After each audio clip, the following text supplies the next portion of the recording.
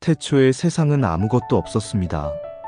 어둠이 깊은 물 위에 가득했고 생명도, 빛도, 시간의 질서도 존재하지 않았습니다. 그러나 그 공허와 혼돈 속에 하나님의 영이 운행하고 계셨습니다. 하나님은 침묵을 깨뜨리며 말씀하셨습니다. 빛이 있으라. 그 순간 세상은 전혀 다른 차원으로 변했습니다. 어둠을 가르며 빛이 솟아올랐고 낮과 밤이 구분되었습니다. 단순한 자연의 변화가 아니라 우주와 역사를 여는 거대한 첫 장이었습니다. 하나님은 빛을 보시고 기뻐하셨습니다. 둘째 날 하나님은 물과 물을 나누어 궁창을 만드셨습니다. 위의 물은 하늘에 머물고 아래의 물은 바다로 모였습니다. 끝없이 펼쳐진 하늘은 인간에게 무한한 공간과 자유를 상징했지만 동시에 창조주를 기억하게 하는 표징이었습니다. 셋째 날에는 바다가 한 곳으로 모여 마른 땅이 드러났습니다. 그 땅 위에 각종 나무와 풀과 열매 맺는 나무가 돋아났습니다. 초목은 단순한 장식이 아니라 생명을 이어가는 먹을거리이자 하나님이 주신 풍성함의 증거였습니다. 넷째 날에는 해와 달과 별이 창공에 놓였습니다. 낮에는 해가 빛을 주었고 밤에는 달과 별이 세상을 비추었습니다. 이들은 단순히 빛의 기능만 가진 것이 아니라 계절과 절기, 날과 해를 구분하게 하여 인간이 삶의 질서를 세우게 했습니다. 다섯째 날에는 바다와 하늘이 생명으로 가득 찼습니다. 바다에는 큰 물고기들이 헤엄쳤고 하늘에는 새들이 날개를 펴며 날아올랐습니다. 하나님은 그들에게 복을 주시며 생육하고 번성하여 물과 하늘을 채우라고 말씀하셨습니다. 여섯째 날에는 땅 위에 각종 짐승과 가축과 기어다니는 생물들이 생겨났습니다. 그러나 창조의 절정은 아직 남아 있었습니다. 하나님은 흙으로 사람을 빚으시고 그 코에 생기를 불어넣으셨습니다. 흙으로 지어진 몸은 연약했지만 그 안에 담긴 하나님의 생기로 인해 사람은 살아있는 존재가 되었고 하나님의 형상대로 창조된 특별한 피조물이 되었습니다. 사람은 하나님의 성품을 반영하며 땅을 다스리고 돌보라는 사명을 맡았습니다. 하나님은 그들을 축복하시며 생육하고 번성하여 땅에 충만하라 명령하셨습니다. 그리고 모든 창조를 돌아보신 하나님은 심히 좋았더라 말씀하시며 기뻐하셨습니다. 일곱째 날 하나님은 안식하셨습니다. 그 안식은 피곤해서가 아니라 창조가 완성되었음을 선언하는 쉼이었으며 이후 인류가 본받아 누려야 할 거룩한 리듬의 시작이었습니다. 하나님은 사람을 위해 특별히 에덴 동산을 마련하셨습니다. 그곳은 아름답고 풍성한 낙원이었습니다. 강물이 흘러 동산을 적시며 네 갈래로 나누어졌습니다. 동산 중앙에는 생명나무와 선악을 알게 하는 나무가 있었습니다. 하나님은 아담을 그곳에 두시고 돌보게 하셨습니다. 하나님은 명령하셨습니다. 동산의 모든 나무의 열매는 네가 임의로 먹되 선악을 알게 하는 나무의 열매는 먹지 말라. 네가 먹는 날에는 반드시 죽으리라. 그 명령은 단순한 금지가 아니라 인간이 창조주와의 관계 속에서 자유와 경계를 지키도록 주어진 언약의 표시였습니다. 그러나 하나님은 사람이 혼자 있는 것이 좋지 않다고 하셨습니다. 아담은 모든 동물에게 이름을 붙였지만 참된 배필은 없었습니다. 하나님은 아담을 깊이 잠들게 하시고 그의 갈빗대를 취하여 여자를 만드셨습니다. 아담은 그녀를 보고 이는 내 뼈 중에 뼈요 내 살 중에 살이라 노래하며 기뻐했습니다. 두 사람은 벌거벗었으나 부끄러워하지 않았고 하나님의 사랑 안에서 완전한 연합을 이루었습니다. 하지만 평화로운 삶 속에 시험이 찾아왔습니다. 뱀은 교묘하게 여자를 유혹했습니다. 너희가 결코 죽지 않으리라. 이것을 먹는 날에는 너희 눈이 밝아져 하나님과 같이 되어 선악을 알게 되리라.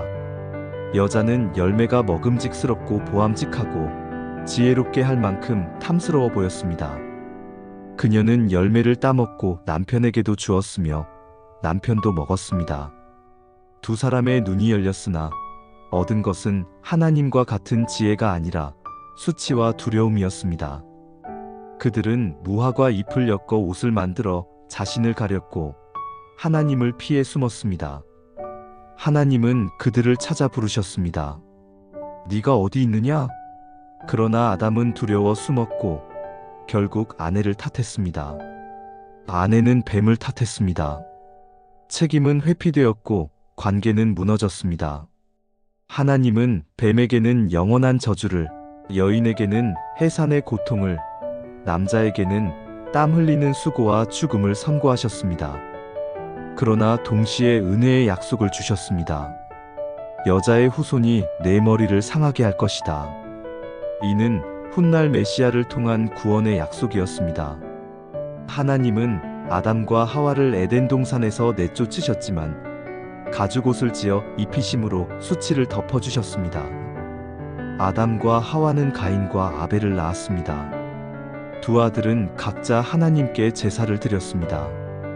가인은 땅의 소산을 드렸고 아벨은 양의 첫 새끼와 그 기름을 드렸습니다. 하나님은 아벨의 제물은 받으셨으나 가인의 제물은 받지 않으셨습니다. 가인은 분노로 가득 차 결국 동생을 들로 불러내어 죽였습니다. 인류 최초의 살인이었습니다. 하나님은 가인에게 네 아우의 피가 땅에서 내게 부르짖는다고 말씀하시며 그를 심판하셨습니다. 가인은 유리하는 자가 되었지만 하나님은 그에게 표를 주어 다른 사람이 죽이지 못하게 하셨습니다. 심판 가운데서도 하나님은 자비를 잊지 않으셨습니다.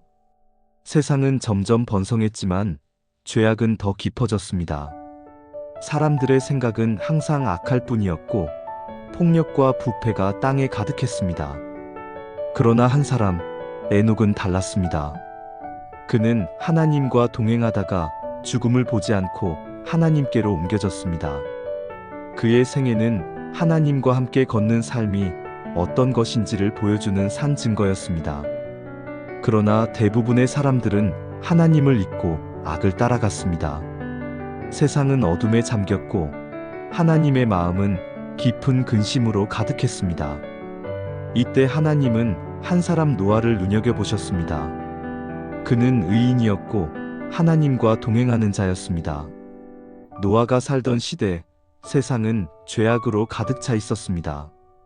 사람들의 마음과 생각은 항상 악할 뿐이었고 땅에는 폭력과 부패가 가득했습니다. 하나님은 근심하시며 사람 지으신 것을 한탄하셨습니다. 그러나 어둠 속에서도 하나님은 한 사람을 눈여겨보셨습니다. 그는 노아였습니다. 노아는 의인이었고 당대의 완전한 자로서 하나님과 동행했습니다. 하나님은 노아에게 말씀하셨습니다. 모든 혈육 있는 자의 끝이 내 앞에 이르렀으니 내가 그들을 땅과 함께 멸하리라. 너는 고페르 나무로 방주를 만들고 그 안에 칸들을 두며 역청을 칠하라. 방주는 300규빗의 길이, 50규빗의 너비, 3층으로 된 거대한 구조물이었습니다. 노아는 수십 년 동안 묵묵히 방주를 지었습니다. 사람들은 그를 조롱하고 비웃었지만 그는 흔들리지 않고 하나님의 말씀에 순종했습니다. 그의 땀과 손길은 믿음의 증거였습니다. 때가 되자 하나님은 노아에게 가족과 각종 짐승, 새들을 방주로 들어가게 하셨습니다. 그리고 하늘의 창이 열리고 깊은 샘들이 터져 40일 동안 비가 쏟아졌습니다. 물은 점점 불어나 산 꼭대기까지 덮었고 방주 밖에 있던 모든 생명은 숨을 거두었습니다. 사람들의 웃음소리와 노래, 교만과 자랑은 물결 속에 사라졌습니다. 그러나 방주 안에는 생명의 숨결이 남아 있었습니다. 하나님의 언약과 보호가 그 안에 있었습니다. 150일 동안 물이 세상을 덮은 후 하나님은 바람을 불게 하셔서 물이 줄어들게 하셨습니다. 방주는 마침내 아라랏 산에 머물렀습니다. 노아는 까마귀와 비둘기를 차례로 내보냈습니다. 첫 번째 비둘기는 돌아왔고 두 번째는 감람나무 잎사귀를 물고 돌아왔으며 세 번째에는 돌아오지 않았습니다. 그제야 노아는 땅이 마른 것을 알았습니다. 그는 방주에서 나와 제단을 쌓고 하나님께 번제를 드렸습니다. 하나님은 그 향기를 기쁘게 받으시고 다시는 물로 세상을 멸하지 않겠다고 약속하셨습니다. 무지개가 하늘에 걸리며 언약의 증표가 되었습니다. 무지개는 심판 가운데서도 은혜를 베푸시는 하나님의 성품을 보여주는 표징이었습니다. 홍수 이후 노아와 그의 아들들은 새로운 세상의 첫걸음을 내디뎠습니다. 그러나 죄는 여전히 남아 있었습니다. 노아가 포도주를 마시고 취해 벌거벗은 채 장막에 누웠을 때 아들함은 아버지의 수치를 보고 밖으로 나가 말했습니다. 그러나 셈과 야벳은 옷을 가져다 뒷걸음질로 들어가 아버지의 벌거벗음을 가렸습니다. 사건은 인간의 연약함이 여전히 사라지지 않았음을 보여주었습니다. 하나님은 함의 후손 가나안에게 저주를 내리셨고 셈과 야벳의 후손에게는 축복을 주셨습니다. 노아의 후손들은 다시 번성했습니다. 그러나 그 번성은 하나님을 높이는 길이 아니라 또 다른 교만으로 이어졌습니다. 사람들은 신할 땅에 모여 성읍과 탑을 세우기 시작했습니다. 그들은 말했습니다. 자, 성읍과 탑을 건설하여 그 꼭대기를 하늘에 닿게 하고 우리의 이름을 내자. 우리가 온 지면에 흩어짐을 면하자. 그들의 목적은 하나님의 영광이 아니라 자신들의 명성을 높이는 것이었습니다. 그들의 마음은 하늘을 향한 도전으로 가득 차 있었습니다. 하나님은 그들의 교만을 보셨습니다. 사람의 언어가 하나이니 그들이 계획한 것이 막을 수 없을 정도였습니다. 그래서 하나님은 그들의 언어를 혼잡하게 하셨습니다. 갑자기 서로의 말을 알아듣지 못하게 되자 협력은 깨어졌고 결국 사람들은 흩어질 수밖에 없었습니다. 그 탑은 끝내 완성되지 못했고 그 땅은 바벨이라 불리게 되었습니다. 바벨탑 사건은 인간이 하나님을 떠나 스스로 높아지려 할 때 반드시 무너진다는 교훈을 남겼습니다. 세상은 언어와 민족으로 흩어졌습니다. 그러나 하나님은 인류를 버리지 않으셨습니다. 오히려 구원의 계획을 이어가기 위해 한 사람을 택하셨습니다. 그 사람이 바로 아브라함이었습니다. 그는 갈대아 우르에서 살던 평범한 사람이었으나 하나님의 음성을 들었을 때 순종했습니다. 하나님은 그에게 말씀하셨습니다. 너는 너의 고향과 친척과 아버지의 집을 떠나 내가 내게 보여줄 땅으로 가라. 내가 너로 큰 민족을 이루고 내게 복을 주며 내 이름을 창대케 하리니 너는 복이 될지라. 너를 축복하는 자에게는 내가 복을 내리고 너를 저주하는 자에게는 내가 저주하리니 땅의 모든 족속이 너로 말미암아 복을 얻을 것이라. 아브라함은 하나님의 약속을 믿고 길을 떠났습니다. 그의 여정은 단순한 이주가 아니라 하나님이 온 인류를 구원하시기 위한 언약의 시작이었습니다. 그는 새로운 땅에 들어갈 때마다 제단을 쌓고 하나님의 이름을 불렀습니다. 그의 발걸음은 믿음으로 걷는 삶이 무엇인지 보여주는 길잡이가 되었습니다. 아브라함은 하나님의 부르심을 따라 새로운 땅으로 나아갔습니다. 그는 모든 것을 뒤로하고 믿음으로 길을 떠났습니다. 그러나 그의 삶은 언제나 흔들림 없는 순종만으로 가득하지는 않았습니다. 기근이 들었을 때 그는 애굽으로 내려갔고 두려움 때문에 아내 사라를 누이라고 속였습니다. 그러나 하나님은 사라를 지켜주셨고 아브라함을 보호하셨습니다. 인간의 두려움과 불완전함 속에서도 하나님의 언약은 굳건했습니다. 아브라함과 조카 롯은 가축과 재산이 많아지자 목자들 사이에 다툼이 일어났습니다. 아브라함은 화평을 위해 롯에게 먼저 선택권을 주었고 롯은 눈에 보기 좋은 요단 평지를 택했습니다. 그러나 그 땅은 소돔과 고모라의 죄악으로 가득한 곳이었습니다. 시간이 지나 전쟁이 일어나자 롯은 사로잡혔습니다. 아브라함은 용기를 내어 무리를 이끌고 나아가 조카를 구해냈습니다. 돌아오는 길에 그는 살렘 왕 멜기세덱을 만나 떡과 포도주의 축복을 받았고 그에게 11조를 드렸습니다. 하나님은 아브라함에게 밤하늘의 별을 보여주시며 그의 후손이 그처럼 많을 것이라 약속하셨습니다. 아브라함은 그 말씀을 믿었고 하나님은 그의 믿음을 의로 여기셨습니다. 그러나 기다림은 길었습니다. 아브라함과 사라는 나이가 많아 자녀를 얻을 수 없을 것 같았습니다. 조급해진 사라는 여종 하갈을 남편에게 주어 이스마엘을 낳게 했습니다.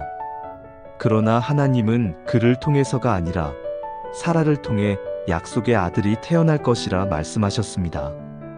아브람은 아브라함으로 사레는 사라로 이름이 바뀌며 새로운 정체성을 받았습니다. 할례가 언약의 표징으로 주어졌습니다. 하루는 세 사람의 천사가 아브라함을 찾아왔습니다. 그는 급히 음식을 준비해 그들을 대접했습니다. 그 자리에서 하나님은 내년 이맘때 사라가 아들을 낳을 것이라 말씀하셨습니다. 사라는 장막 안에서 그 말을 듣고 웃었습니다. 그러나 하나님은 여호와께 능치 못한 일이 있겠느냐 말씀하셨습니다. 이후 하나님은 소돔과 고모라의 죄악을 말씀하시며 멸망을 예고하셨습니다. 아브라함은 의인 10명만 있어도 그 성을 멸하지 말아달라 간청하며 간절히 중보했습니다. 그러나 결국 그 도시는 불과 유황으로 심판을 받았습니다. 롯과 그의 두 딸은 구원받았지만 아내는 뒤를 돌아보다 소금 기둥이 되었습니다. 하나님의 약속은 이루어졌습니다. 사라는 나이 늦도록 기다리던 아들을 낳았습니다. 이름은 이삭, 곧 웃음이라는 뜻이었습니다. 그러나 하나님은 아브라함의 믿음을 시험하시며 이삭을 모리아 산에서 번제로 드리라 명령하셨습니다. 아브라함은 새벽에 일어나 아들과 함께 산에 올랐습니다. 이삭이 제물은 어디 있냐 묻자 그는 하나님이 친히 준비하시리라 답했습니다. 칼이 내려가려는 순간 하나님의 사자가 그를 멈추게 했고 수풀에 걸린 수양이 대신 드려졌습니다. 아브라함은 그곳을 여호와 이레라 불렀습니다. 하나님은 그의 순종을 기뻐하시며 후손에게 큰 복을 약속하셨습니다. 세월이 흘러 사라는 세상을 떠났습니다. 아브라함은 막벨라 굴을 사서 장지를 마련했습니다. 이는 가나안 땅을 향한 믿음의 고백이었습니다. 아브라함은 아들 이삭을 위해 아내를 구하게 했습니다. 종은 먼 길을 가서 리브가를 만났고 그녀는 하나님의 인도하심을 따라 이삭의 아내가 되었습니다. 이삭과 리브가 사이에서 쌍둥이가 태어났습니다. 장자인 에서는 사냥을 좋아하는 들사람이었고 야곱은 조용히 장막에 거하는 사람이었습니다. 어느 날 에서가 사냥에서 돌아와 배고파했을 때 야곱은 팥죽 한 그릇에 장자의 명분을 사들였습니다. 훗날 이삭이 나이가 많아 장자의 축복을 주려 했을 때 리브가와 야곱은 속임수를 써서 축복을 가로챘습니다. 분노한 에서를 피해 야곱은 외삼촌 라반의 집으로 도망쳤습니다. 광야에서 돌을 베개 삼아 잠든 야곱은 하늘에 닿는 사닥다리를 보았습니다. 천사들이 오르내리고 있었고 하나님은 그에게 나타나 내가 너와 함께하여 어디로 가든지 지키겠다 약속하셨습니다. 야곱은 그곳을 베델이라 부르며 하나님께 서원했습니다. 그는 라반의 집에서 레아와 라헬 두 여종을 통해 12아들을 낳았습니다. 그의 삶은 숱한 시련과 고난으로 가득했지만 하나님은 그를 이스라엘로 세우셨습니다. 야복 강가에서 그는 하나님의 사자와 밤새 씨름했습니다. 그는 환도뼈가 어긋나는 상처를 입었지만 끝내 축복을 얻었습니다. 그의 이름은 야곱에서 이스라엘로 바뀌었습니다. 이는 도망자에서 하나님의 언약을 붙드는 자로 바뀌는 결정적인 순간이었습니다. 그는 형 에서와 화해하며 오랜 원한을 풀었습니다. 야곱의 가정에는 여전히 시련이 있었습니다. 딸 디나가 수치를 당했을 때 아들들이 분노로 폭력을 행했습니다. 사랑하던 아내 라헬은 막내 베냐민을 낳다가 세상을 떠났습니다. 그러나 하나님은 여전히 그의 삶을 지켜주셨습니다. 야곱은 하나님의 약속을 따라 살아갔고 그의 가문은 하나님의 선택된 민족의 기초가 되었습니다. 야곱의 12아들 가운데 특별히 사랑을 받은 이는 요셉이었습니다. 그는 아버지에게서 채색옷을 받았고 이는 아버지의 특별한 애정을 보여주는 표식이었습니다. 그러나 이 사실은 형들의 질투를 불러일으켰습니다. 요셉은 꿈을 꾸었는데 그 속에서 형들의 곡식단이 자기 단에 절했고 또 다른 꿈에서는 해와 달과 11별이 자신에게 절했습니다. 그는 그것을 형들에게 말했고 형들은 더욱 분노했습니다. 어느 날 요셉이 형들을 찾아 나섰을 때 그들은 그를 죽이려 모의했습니다. 그러나 르우벤이 말려서 그는 구덩이에 던져졌고 결국 이스마엘 상인들에게 은 20에 팔려 애굽으로 끌려갔습니다. 형들은 염소의 피를 채색옷에 묻혀 아버지 야곱에게 보여주었고 야곱은 아들이 죽었다 믿으며 깊이 슬퍼했습니다. 요셉은 애굽에서 보디발의 집 종이 되었습니다. 그는 성실히 일했고 하나님이 그와 함께 하심으로 집이 형통했습니다. 그러나 보디발의 아내가 요셉을 유혹했고 요셉은 내가 어찌 하나님 앞에서 이 큰 악을 행하리이까라며 거절했습니다. 오히려 그는 누명을 쓰고 감옥에 갇히게 되었지만 하나님은 그와 함께 하셨습니다. 그는 간수장의 신임을 얻어 죄수들을 돌보게 되었습니다. 그곳에서 그는 술 맡은 관원장과 떡 굽는 관원장의 꿈을 해석해 주었습니다. 해석은 그대로 이루어졌으나 술 맡은 관원장은 요셉을 잊었습니다. 세월이 흐른 후 애굽의 왕 바로가 기이한 꿈을 꾸었습니다. 살찐 7 암소가 파리한 7 암소에게 삼켜지고 충실한 7 이삭이 마른 7 이삭에게 삼켜지는 꿈이었습니다. 아무도 해석하지 못했을 때 술 맡은 관원장이 요셉을 기억해냈습니다. 요셉은 바로 앞에 서서 꿈을 해석했습니다. 앞으로 7회의 풍년이 있겠고 그 뒤에 7회의 흉년이 임할 것입니다. 그는 미리 곡식을 거두어 저장할 것을 제안했습니다. 바로는 그의 지혜를 보고 요셉을 애굽의 총리로 세웠습니다. 종에서 하루아침에 총리로 오르는 놀라운 반전이었지만 이는 하나님이 세상을 구원하시기 위해 예비하신 길이었습니다. 풍년 뒤에 흉년이 시작되자 각국에서 양식을 얻기 위해 애굽으로 몰려왔습니다. 가나안에 있던 야곱의 아들들도 곡식을 사러 왔습니다. 그들은 총리 앞에 엎드렸으나 그가 요셉임을 알지 못했습니다. 요셉은 형들을 알아보았으나 서둘러 자신을 밝히지 않았습니다. 그는 형들의 마음이 변했는지 시험하기 위해 여러 일을 꾸몄습니다. 베냐민을 데려오게 했고 은잔을 자루에 넣어 시험했습니다. 그때 유다가 나서서 베냐민을 대신해 자신이 종이 되겠다고 했습니다. 형들의 마음이 과거와 달라졌음을 본 요셉은 더 이상 참을 수 없었습니다. 그는 크게 울며 자신을 밝히며 말했습니다. 나는 당신들의 아우 요셉이라. 당신들은 나를 해하려 했으나 하나님은 그것을 선으로 바꾸사 오늘과 같이 많은 사람의 생명을 구원하게 하셨습니다.